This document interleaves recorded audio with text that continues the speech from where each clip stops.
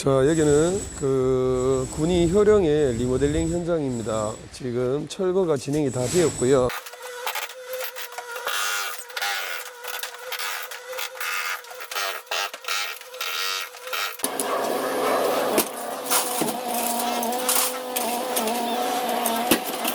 조적 보강공사와 조적공사가 함께 진행 중인데 1층 같은 경우는 이렇게 철거를 깨끗이 다 했습니다.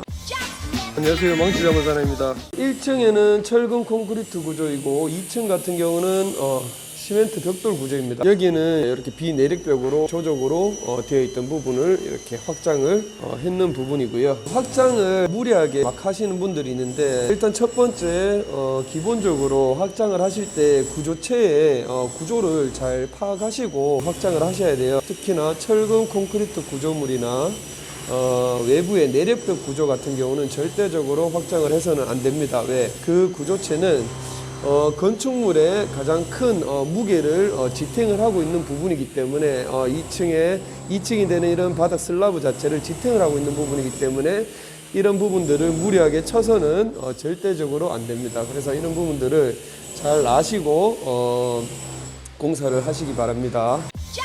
안녕하세요, 망치자물사나입니다.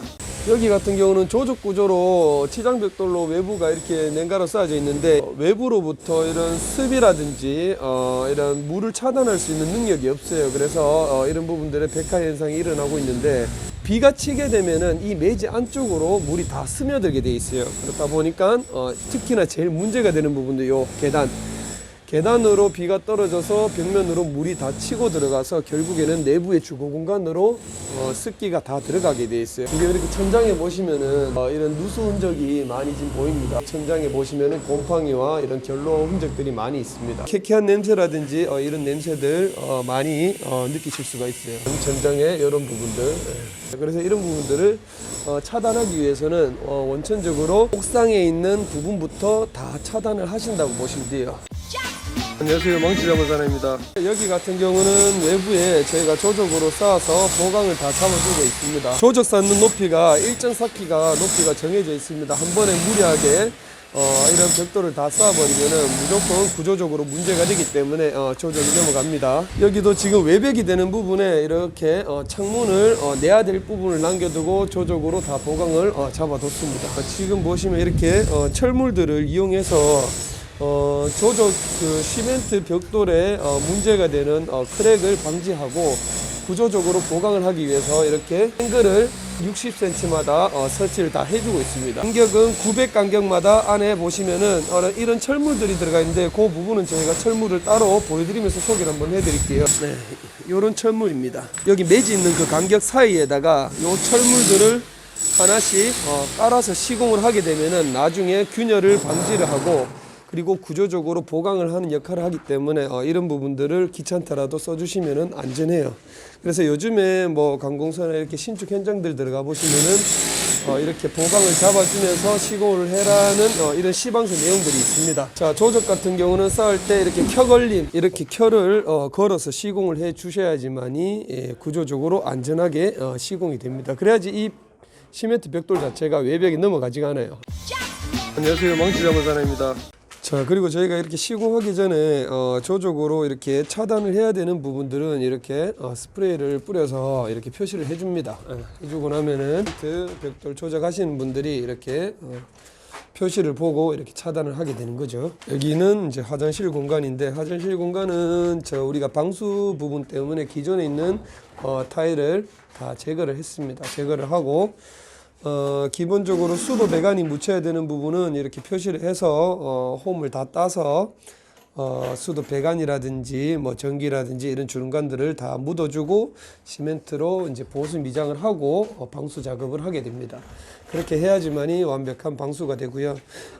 그리고 이제 이런 파이프들은 기존에 이제 살아있던 것들인데, 이런 것들은 다 차단을 해서 다 이제 철거를 할 거예요. 철거를 하고, 리모델링 현장에서 가장 중요시 느껴지는 것들이 이런 뭐 기존에 있는 배관을 살려서 사실상 하시는 분들이 많은데, 이거는 이렇게 외부로부터 이렇게 치장만 한다는 거지, 이 내부 이제 사람으로 따졌을 때 내부에 속에 있는 장기들이 손상을 입은 상태에서 공사를 한다고 보시면 돼요. 그래서 리모델링 같은 경우는 절대적으로 그렇게 하지 마시고 구조체를 남겨서 시공할 때 그 배관이라든지 전기 이런 것들을 신설로 다 시공하시는 게 수명도 길어지고요. 그리고 내구성도 완벽하게 갖출 수가 있습니다. 그리고 저희가 영상에서 늘 말씀드렸던 것처럼 내단열과 내단열을 함께 진행을 하시는 게 안전하게 내구성을 향상시킬 수가 있고 단열 성능을 극대화시킬 수가 있습니다. 리모델링을 하면서 실내 외벽에만 이렇게 뭐 단열 작업을 하면 안 되느냐 이런 얘기를 많이 하시는데, 그렇게 시공을 하게 되면은 결국에는 완성을 했었을 때 실내로 들어왔었을 때는 마감이 깔끔하게 이뻐요. 하지만은 이제 외부로부터 결국에는 적벽돌이 그대로 보이는 상태에서 그 매지 사이로 이제 물이 들어오고 습기가 들어오면서 결로가 생기고 누수가 발생이 됩니다. 그러면은 결국에는 다시 해야 되는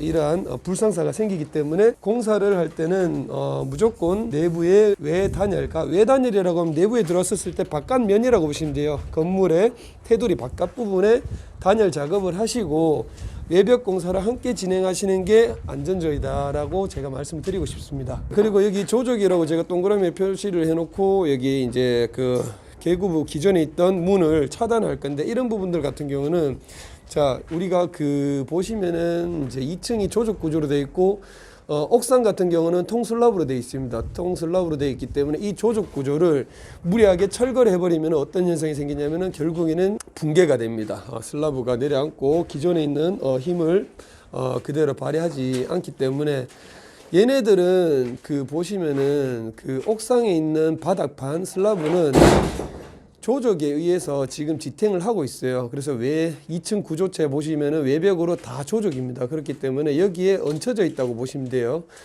그래서 함부로 그 2층 같은 경우는 방이라든지 무리한 확장을 절대로 하시면 안 돼요. 그리고 여기는 조적으로 저희가 보강을 잡을 건데, 조적을 다 시공하고 난 다음에 제일 중요한 부분, 상단 부분에 꼭 사춤을 다 넣어줘야 돼요. 안 넣어줘 버리면은 의미가 없습니다. 그리고 조적을 쌀 때 여기 방바닥이 되는 부분이죠. 이 방바닥이 되는 부분에 여기 이음새 부분을 완벽하게 다 제거를 하시면은 1층에 천장이 나오고 2층에 바닥이 되는 그 슬라브가 나옵니다. 그 콘크리트 구조에서 스타트가 되어서 조적을 쌓아 올려 주셔야지 여기에 힘을 이제 작용을 할 수 있고 위에 있는 슬라브를 지탱을 해줄 수가 있습니다. 자, 여기 같은 경우도 기존의 창문이 이렇게 큰 부분을 이렇게 조적을 쌓고 나머지 부분은 창문을 그대로 이용할 거예요. 그래서 이런 조적 구조들은 지진이 일어나고 나면은 균열이 심하게 발생됩니다. 그래서 그런 균열들을 한번 몇 군데 보여드릴게요. 처음에 미장할 때는 균열이 없어요.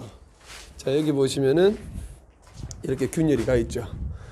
이거는 지진이 일어나고 나면은 당연한 증상이에요. 그래서 이게 세월이 지나면서 크랙이 발생될 수도 있지만은 대부분의 균열은 이제 지진이 한번 한 4, 5 정도 나게 되면은 이 벽지를 뜯어보면은 이렇게 크랙이 많이 가 있습니다. 조적 구조는 사실상 구조체로 봤었을 때는 압축력은 강해도 지진에 약한 부분이 있다 보니까 중간중간에 보강 철물제를 이용해서 이렇게 시공해 주는 게 가장 안정적이라고 보시면 됩니다. 이렇게 해서 오늘 영상은 여기까지 찍고 다음에 또 중요한 부분이 있으면 제가 영상을 다시 찍어서 올리도록 하겠습니다.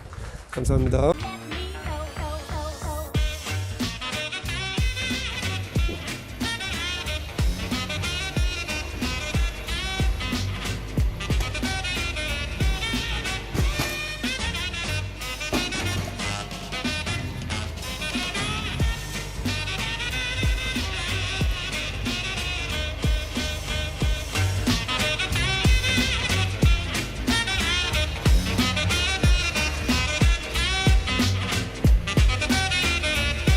Control, tá?